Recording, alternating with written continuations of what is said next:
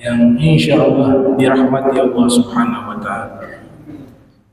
Ini masjid sesuai dengan namanya Masjid Nur, artinya masjid cahaya. Kata nur di dalam Al-Quran memiliki banyak arti. Allah Ta'ala menyebutkan Al-Quran juga disebut dengan cahaya. Fa'aminu billahi wa rusulihi wa nuril ladzi anzalnah. Berimanlah kepada Allah dan Rasulnya dan cahaya yang telah kami turunkan. Yang dimaksud cahaya di situ Al-Quran. Allah Ta'ala juga menyebut cahaya di dalam Al-Quran. Yang dimaksud adalah Nabi Muhammad sallallahu alaihi wasallam.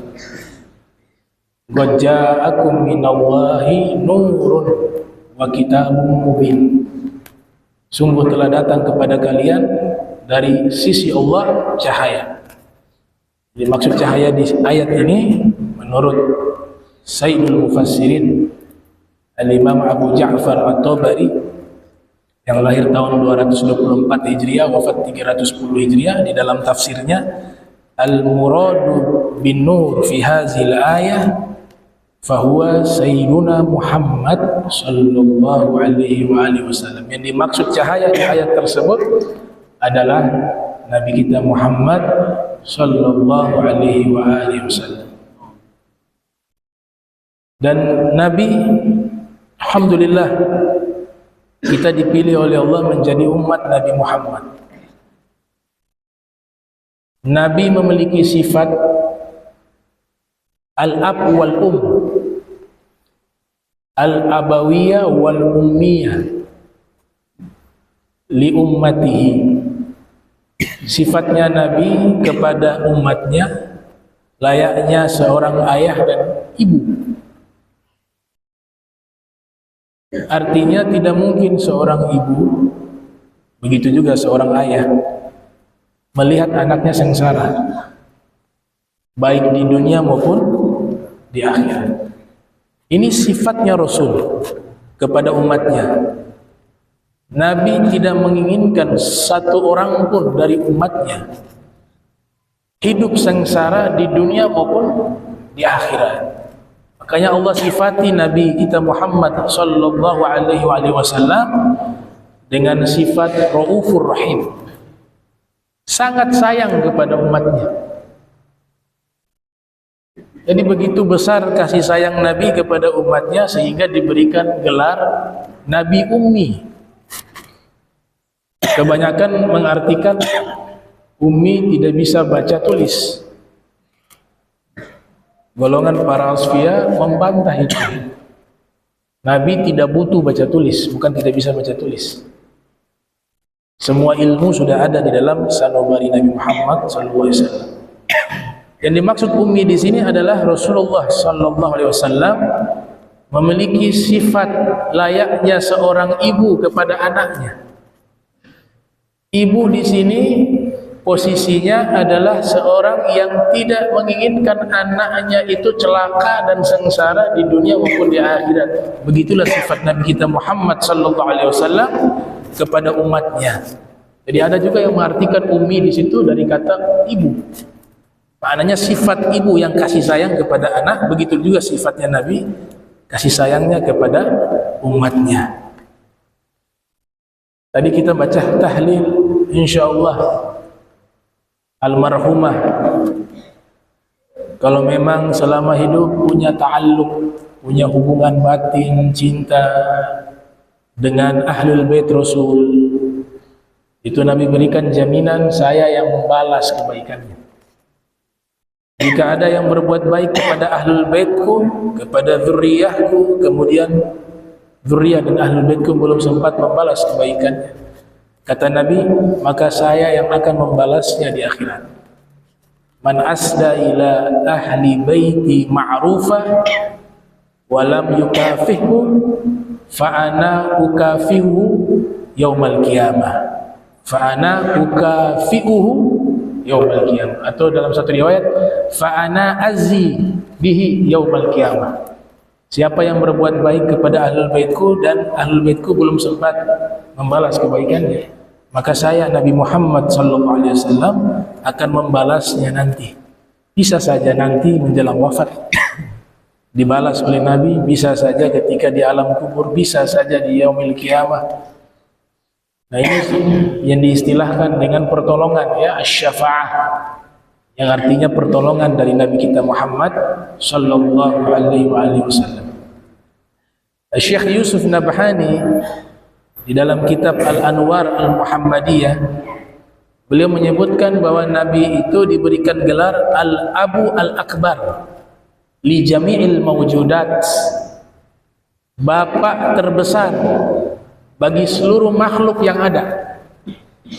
Kalau Nabi Adam alaihi salam dikenal dengan gelar Abul Bashar, bapak dari seluruh manusia. Tapi Nabi kita Muhammad sallallahu alaihi wasallam memiliki gelar yang lebih tinggi lagi, Al-Abul Akbar. Secara hakikat seluruh manusia dan seluruh makhluk yang ada, ayah tunggalnya adalah Nabi Muhammad sallallahu alaihi wasallam, termasuk Nabi Adam. Nanti terlihat di yaumil qiyamah, Nabi menjadi figur layaknya seorang bapak yang melindungi dan menolong anak-anaknya di yaumil qiyamah. Dengan apa? Dengan syafa'ah, dengan pertolongan. Karena di hari tersebut tidak ada satupun manusia yang didengar oleh Allah ucapannya, kecuali hanya Nabi kita Muhammad sallallahu alaihi wasallam. Oleh sebab itu diberikan gelar Al-Abu Al-Akbar. Di dalam riwayat Imam Ahmad yang lahir 164 Hijriah, wafat 241 Hijriah, di dalam musnadnya, Nabi kita Muhammad sallallahu alaihi wasallam bersabda, "Wa inni 'indallah la khatimun nabiyyin wa inna Adama la munjadilun fi tinatih." Sesungguhnya saya di sisi Allah telah menjadi penutup para nabi, dan sesungguhnya Nabi Adam masih berupa tanah pada waktu itu. Jadi Nabi kita sallallahu alaihi wasallam secara hakikat adalah asal dari segala sesuatu. Nabi kita Muhammad sallallahu alaihi wasallam adalah sumber daripada seluruh kemuliaan. Nabi kita Muhammad sallallahu alaihi wasallam adalah tempat meminta pertolongan di yaumil qiyamah. Allah sudah memberikan itu sepenuhnya kepada Nabi Muhammad sallallahu alaihi wasallam. Maka Nabi katakan, saya sudah menjadi nabi, Nabi Adam masih berupa tanah. Itu di alam hakikat. Kalau di alam dunia, Nabi kita Muhammad sallallahu alaihi wasallam adalah nabi yang paling akhir. Itu di alam dunia. Tapi di alam penciptaan disebut dengan alam ajali. Alam ajali adalah satu alam yang Allah belum menciptakan segala sesuatu. Yang pertama dicipta adalah nur Nabi Muhammad sallallahu alaihi wasallam. Oleh sebab itu, salah satu sahabat bernama Maisarah Ad-Dabbi, atau dalam satu riwayat Ad-Dabbi atau Ad-Dibbi, dia pernah bertanya kepada Nabi, "Ya Rasulullah, mata kuntan nabiyya?" Wahai Rasulullah, kapan engkau menjadi seorang nabi? Dijawab oleh Nabi kita Muhammad sallallahu alaihi wasallam, "Kuntu nabiyya wa Adamu baina ruhi wal jasad." Saya telah diangkat oleh Allah menjadi nabi, sedangkan Nabi Adam ruh dan jasadnya belum menyatu. Itu maknanya di alam hakikat. Nabi pertama itu Nabi Muhammad SAW, dan semua para nabi diminta sumpah oleh Allah untuk beriman kepada Nabi Muhammad SAW.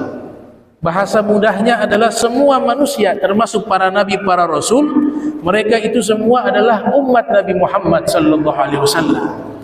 Karena derajat Nabi Muhammad begitu istimewa di sisi Allah Subhanahu wa taala. Wa inna fadla Rasulillah laisa lahu haddun fayu'bir anhu natiqun bifami. Imam Busiri mengatakan dalam Burdah bahwa kemuliaan Nabi Muhammad tidak ada batasannya. Sekalipun orang yang hebat di dalam menggubah syair, untuk memuji kemuliaan Nabi, maka dia tidak akan mampu memberikan keterangan atas hakikat kemuliaan Nabi Muhammad sallallahu alaihi wasallam. Kalau alhamdulillah ya, Nabi perhatian kepada umatnya. Yang penting kita di dunia jangan lupakan Nabi Muhammad SAW. Letakkan Nabi Muhammad di dalam hati kita sebagai satu-satunya makhluk yang paling dicintai oleh kita. Karena Nabi juga melakukan hal yang sama, mencintai umatnya melebihi segala sesuatu, bahkan melebihi dirinya sendiri. Maka sepantasnya kita juga harus berusaha mencintai Nabi Muhammad sallallahu alaihi wasallam melebihi segala sesuatu. La yu'minu ahadukum hatta akuna ahabba ilaihi min waladihi wa walidihi wan nasi ajma'in. Rasul bersabda, tidak sempurna keimanan seorang di antara kalian hingga dia menjadikan aku lebih ia cintai melebihi anaknya, orang tuanya dan seluruh manusia.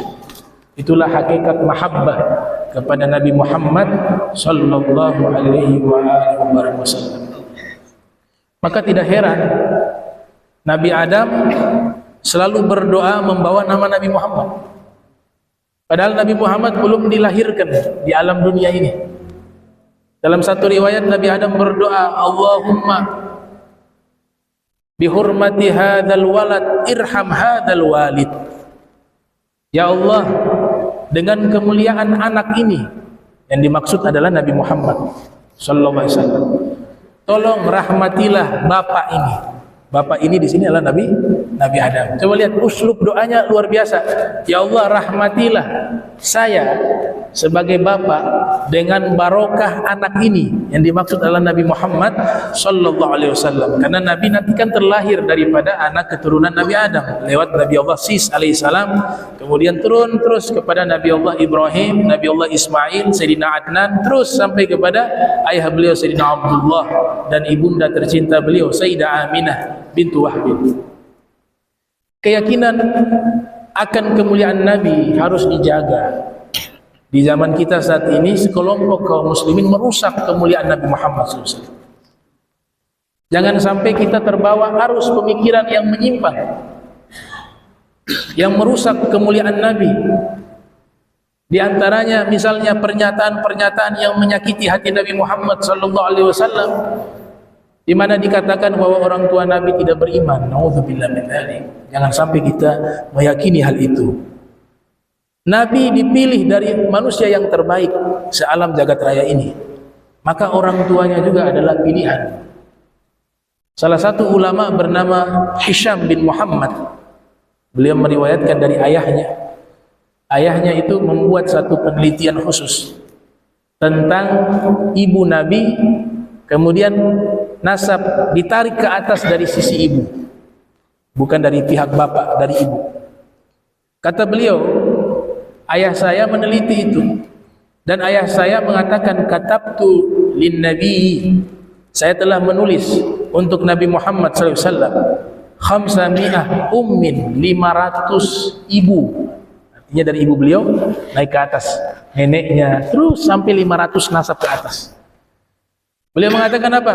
Fama wajadtu fihinna sifaha wala syai'a mimma kanu min amril jahiliyah. Saya dapati bahwa 500 ibunya Nabi dari nasabnya ditarik ke atas, tidak ada satupun yang pernah melakukan perzinahan dan melakukan perbuatan-perbuatan orang-orang jahiliyah. Semuanya itu beriman kepada Allah, semuanya beriman kepada para anbiya. Kemudian di dalam riwayat yang lainnya diriwayatkan oleh Amirul Mukminin Al-Imam Ali bin Abi Thalib karramallahu wajhahu, Imam Ali alaihi salam, beliau mengatakan, Nabi bersabda, kharajtu min nikah walam akhruj min sifah. Saya terlahir lewat pernikahan secara Islam. Satu riwayat ditambah dengan nikah al-Islam, nikah secara Islam. Dan saya tidak terlahir dari perzinahan, kata Nabi. Min ladun Adam ila an waladani abi wa ummi. Mulai dari Nabi Adam sampai kedua orang tuaku melahirkanku semuanya menikah secara Islam. Apa maknanya?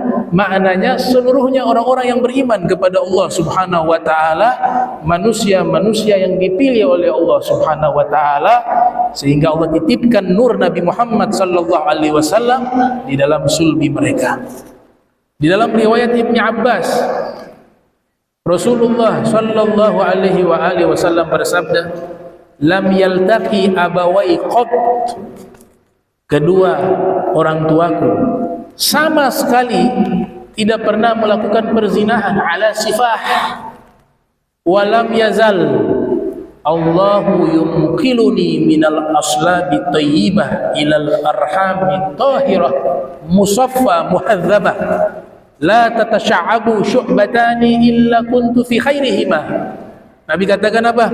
Dengan tegas pernyataan Nabi Muhammad SAW bahwa kedua orang tuaku tidak pernah melakukan perzinahan, dan Allah senantiasa menjaga diriku berpindah-pindah dari sulbi-sulbi orang-orang yang baik ke rahim-rahim wanita-wanita yang suci. Saya dibersihkan dan disucikan oleh Allah dan dididik oleh Allah mulai dari Nabi Adam hingga terlahirnya saya. Tidak ada dua cabang melainkan saya berada di tempat yang paling terbaik, kata Nabi Muhammad sallallahu alaihi wasallam. Maka hati-hati sekarang pemikiran musuh-musuh Allah, musuh-musuhnya Rasul sengaja membuat umatnya jauh dengan Nabi Muhammad SAW.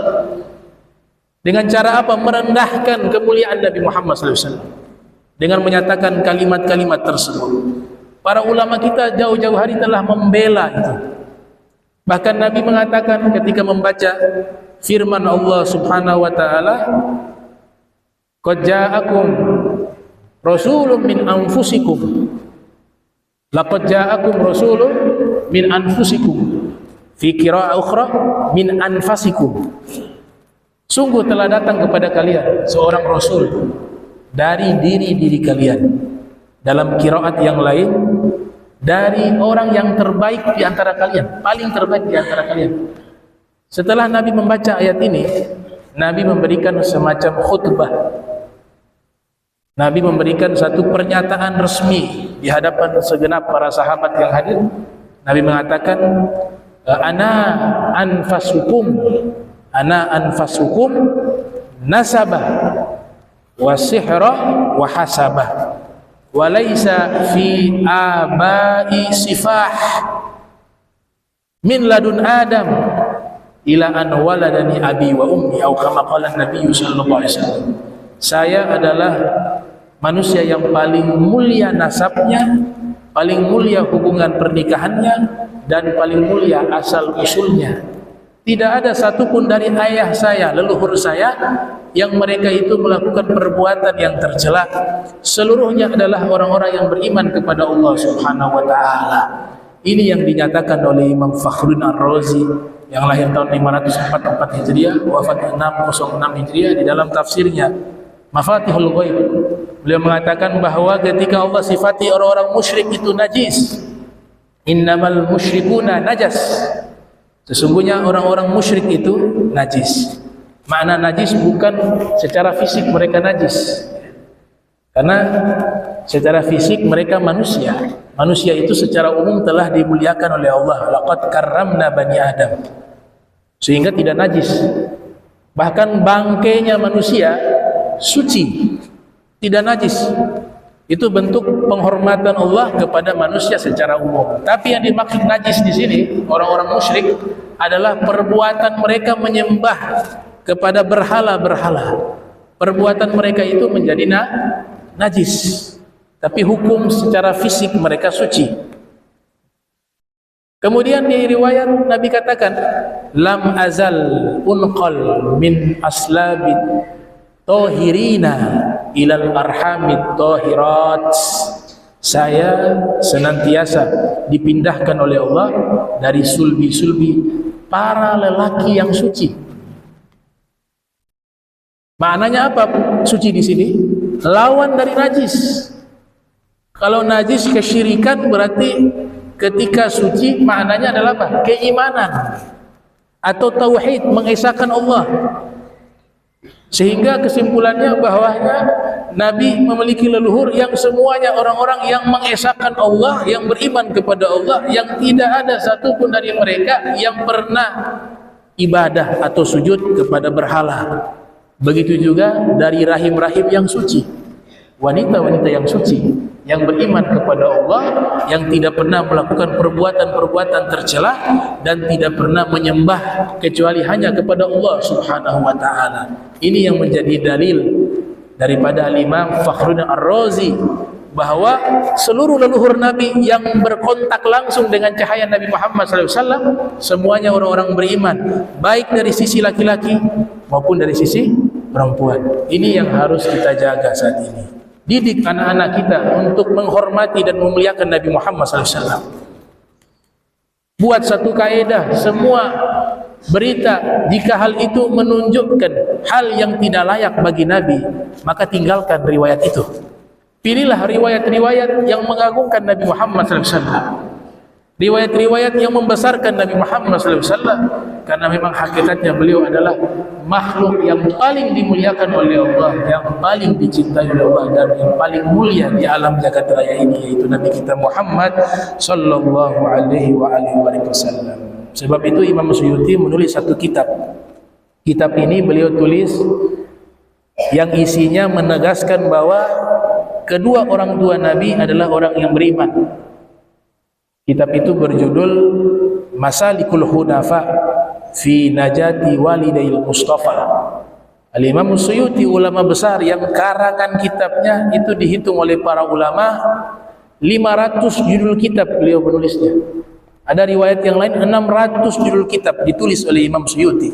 Salah satu kitab yang beliau tulis menegaskan bahwa kedua orang tua Nabi adalah orang yang beriman kepada Allah. Maka kalau ada berita-berita yang menyatakan kedua orang tua itu Nabi tidak beriman, wajib kita tolak, wajib kita ingkari, dan wajib kita bantah pernyataan tersebut untuk tetap menjaga marwah dan kehormatan dan kemuliaan Nabi kita tercinta, Nabi kita Muhammad sallallahu alaihi wasallam. Ada satu riwayat dikutip oleh Imam Abu Suhaili dalam kitab Raudhul Unf, juga dikutip oleh Imam Khatib Al-Baghdadi. Riwayat ini menyatakan Nabi ketika diutus menjadi Rasul, beliau datangi kuburan ibundanya dan ayahnya, kemudian berdoa kepada Allah agar kedua orang tuanya dihidupkan kembali. Hidup ibunya Nabi, ayahnya Nabi hidup kembali. Setelah itu beliau meminta kedua orang tuanya bersyahadat, karena sebelumnya kedua orang tuanya tidak mendapati Nabi menjadi seorang Rasul. Ayah dan ibunda Nabi wafat di saat Nabi masih usia anak-anak. Kalau diangkat menjadi Rasul menurut para ahli sejarah usia 40 tahun. Dan mereka ini disebut sebagai orang-orang yang dimaafkan, ahlul fatrah, karena tidak ada Nabi yang diutus. Maka ketika Nabi diutus menjadi seorang Rasul, Nabi meminta kepada Allah untuk menghidupkan kembali kedua orang tuanya dan bersyahadat kepada Nabi Muhammad SAW, masuk ke dalam agama Islam secara resmi, secara sah, kemudian dikembalikan lagi ke alam barzah. Ada riwayat itu. Riwayat itu dinukil oleh banyak ulama seperti Al-Ghadi, Syekh Yusuf An-Nabhani, dan ulama Nusantara yang terkenal Syekh Nawawi Al-Banteni dalam kitabnya juga menyebutkan hal yang sama. Begitu juga disebutkan oleh Imam Suhaili wal Imam Khatib Al-Baghdadi, dan banyak para ulama meriwayatkan hal itu. Nah, sehingga keyakinan kita bahwasanya Nabi Muhammad SAW beliau adalah manusia terbaik, maka pasti kedua orang tuanya adalah orang tua yang paling terbaik di alam jagat raya ini. Coba lihat Nabi Isa alaihissalam, ibundanya Allah sebut di dalam Al-Quran bernama Sayyidah Maryam bintu Imran. Disebut 30 kali lebih namanya dalam Al-Quran. Bahkan namanya dijadikan satu surat, surat Maryam.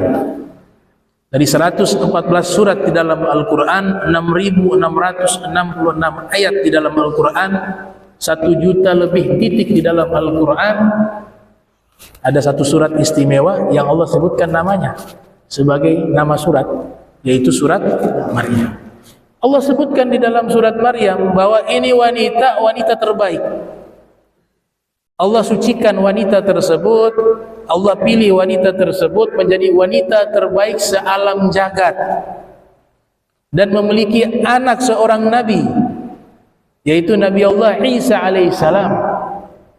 Kalau ibunda Nabi Isa, Allah nyatakan di dalam Al-Quran sebagai wanita terbaik sealam jagat raya, maka bagaimana jika itu adalah ibu dari pemimpin para nabi dan para rasul, yaitu Nabi Muhammad sallallahu alaihi wasallam?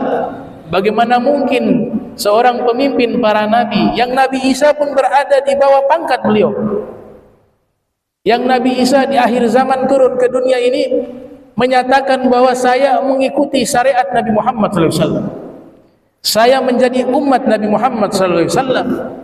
Bagaimana mungkin ibunda Nabi Isa yang sudah Allah sucikan namanya, Allah muliakan namanya, Allah pilih dirinya menjadi wanita terbaik, maka bagaimana dengan Sayyidah Aminah yang melahirkan pemimpin para nabi, yaitu Nabi Muhammad SAW? Tentu derajatnya pasti wanita yang lebih terbaik lagi dari seluruh wanita yang ada, karena dari rahim beliau, dari dalam perut beliau, Allah telah memilih bisa mengandung Nabi Muhammad dan bisa melahirkan Nabi Muhammad SAW. Dan proses kelahirannya tidak sama seperti orang biasa. Itu mazhab Maliki memberikan fatwa, siapa yang mengatakan bahwa semua para nabi lahir dari tempat keluarnya air kencing sebagaimana manusia biasa. Kalau lahir normal, keluar dari tempat keluarnya air kencing. Kata ulama-ulama mazhab Maliki secara khusus, kalau ada yang berpendapat bahwa para nabi lahir lewat keluarnya air kencing, tempat keluarnya air kencing, maka masuk pengadilan hukum Islam dan dihukum mati. Hukum kisos. Kenapa? Karena merusak kehormatan para nabi, dan para nabi tidak terlahir dari tempat yang dimana tempat itu keluar najis, yaitu air kencing. Tapi mereka dilahir dengan cara yang Allah tahu bagaimana caranya, dan lahir dalam keadaan suci bersih, tidak membawa najis, dan aurat mereka ditutupi oleh cahaya. Tidak ada satupun makhluk yang pernah melihat aurat Nabi Muhammad SAW. Lam yaro ahadun sawati, tidak ada seorang pun, kata Rasul SAW, yang pernah melihat auratku. Sekalipun beliau lahir berupa bayi, tapi auratnya tertutupi dengan cahaya dan tidak ada yang melihat itu. Allah jaga beliau sebelum beliau lahir, setelah beliau lahir, dan setelah beliau wafat, dan seterusnya sampai akhir daripada kehidupan di alam semesta ini.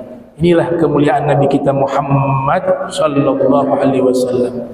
Makanya salah satu ulama ahli hadis namanya Imam Ibnu Nasruddin Ad-Dimashqi menggubah satu syair terkait kemuliaan Nabi Muhammad dan kedua orang tuanya.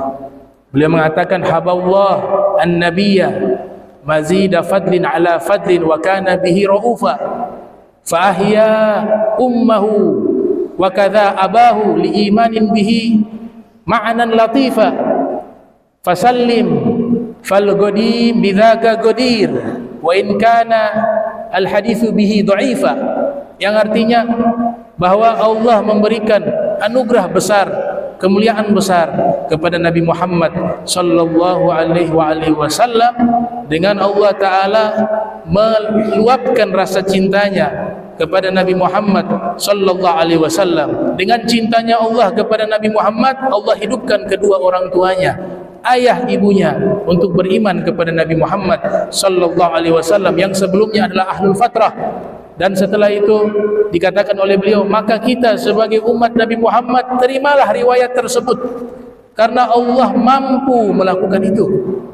Mudah bagi Allah menghidupkan orang yang sudah wafat. Kata beliau, walaupun hadisnya berstatus dhaif, Tapi kemampuan Allah untuk menghidupkan orang yang telah meninggal itu mudah bagi Allah Subhanahu wa taala. Bukankah di dalam Al-Qur'an Allah ceritakan Nabi Isa dengan mukjizatnya bisa menghidupkan orang yang sudah meninggal? Bukankah Allah ceritakan kisah Nabi Musa yang dibunuh oleh seseorang dari kalangan Bani Israel, kemudian Allah hidupkan kembali orang tersebut untuk menyebutkan pelaku pembunuhnya? Kalau mereka Allah ceritakan bisa menghidupkan orang mati dengan izin Allah, bagaimana kiranya Nabi kita Muhammad sallallahu alaihi wasallam yang mukjizatnya melebihi mukjizat seluruh para nabi dan para rasul. Bahkan tercatat nabi yang memiliki mukjizat yang paling terbanyak adalah Nabi Muhammad sallallahu alaihi wasallam. Sekitar 2.000 sampai 3.000 mukjizat. Itu semua ada di dalam mukjizat Nabi kita Muhammad sallallahu alaihi wasallam. Oleh sebab itu terakhir saya tutup, jaga akidah kita yang sudah diajarkan oleh para leluhur kita, orang tua-tua kita terdahulu. Saya yakin ajaran ini yang dibawa oleh para ulama yang menyebarkan dakwah di sini, Al-Habib Muhammad bin Abdurrahman Al-Bar beserta anak turunannya. Saya yakin akidah ini yang dibawa oleh tokoh-tokoh sufi besar seperti Syekh Abdul Qadir Al-Jilani, seperti Al-Imam Ar-Rifai, seperti Al-Imam Bahauddin An-Naqsyabandi, seperti Al-Imam Faqihul Muqaddam, dan para imam dan a'immah lainnya. Tidak mungkin seseorang itu bisa dekat dengan Nabi Muhammad terkecuali dalam hatinya dia melihat segala sesuatu yang berkaitan dengan Nabi Muhammad adalah kesempurnaan dan tidak ada kekurangan. Segala sesuatu yang berkaitan dengan Nabi Muhammad sallallahu alaihi wasallam adalah satu kemuliaan di atas kemuliaan, dan tidak ada kemuliaan melebihi kemuliaan Nabi Muhammad sallallahu alaihi wasallam. Maka mereka bisa dekat dengan Rasul Muhammad sallallahu alaihi wasallam. Tidak sedikit dari mereka berjumpa dengan Rasul di dalam mimpinya, dan tidak sedikit dari mereka mendapatkan kemuliaan dari Rasulullah Muhammad sallallahu alaihi wasallam menjelang wafatnya. Mudah-mudahan Allah Ta'ala kumpulkan kita bersama Rasulullah Muhammad sallallahu alaihi wasallam, mendapatkan syafaat beliau dan menambah kecintaan kita kepada beliau, dan semoga cinta kita dibalas oleh beliau sallallahu alaihi wasallam. Bismillahirrahmanirrahim. Alhamdulillahirabbil alamin. Allahumma shalli wa sallim ala sayyidina Muhammadin wa ala ali sayyidina Muhammad. Allahumma ijma'na hadha jam'a marhuma. اللهم اجعل جمعنا هذا جمعا مرحوما وتفرقنا من بعد تفرقا معصوما ولا تجعل منا ولا منا شقيا محروما. اللهم صل وسلم على سيدنا محمد نور الانوار وسر الاسرار وترياق الاغيار ومفتاح باب اليسار سيدنا محمد المختار وعلى اله اصحابه واصحاب الاخيار عدد نعم الله وافضاله. اللهم صل وسلم وبارك على سيدنا محمد النور الذاتي وسر الساري في سائر الأسماء والصفات. اللهم صل وسلم على سيدنا محمد النور كالساري ومددك الجاري نورك الساري ومددك الجاري واجمعني به في كل أطوار وعلى آله وصحبه نور. اللهم صل وسلم على سيدنا محمد طب القلوب ودوائها وعافية أبدان وشفائها ونور الأبصار وضيائها وقوت الأجساد والأرواح وغذائها وعلى آله وصحبه أجمعين. سبحانك وبحمدك أشهد أن أستغفرك وأتوب إليك. وصلى الله على سيدنا محمد وعلى آله وصحبه وبارك وسلم والحمد لله رب العالمين والعفو منكم والسلام عليكم ورحمة الله وبركاته.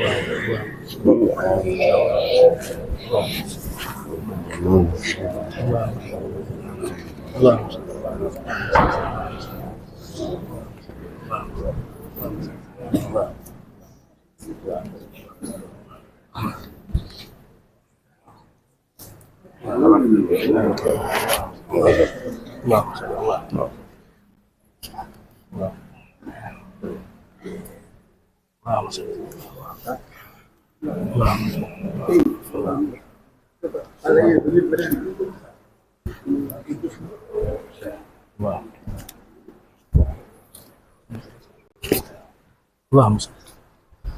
Ya Allahumma salli. Allahumma salli. Allahumma salli. Allahumma salli.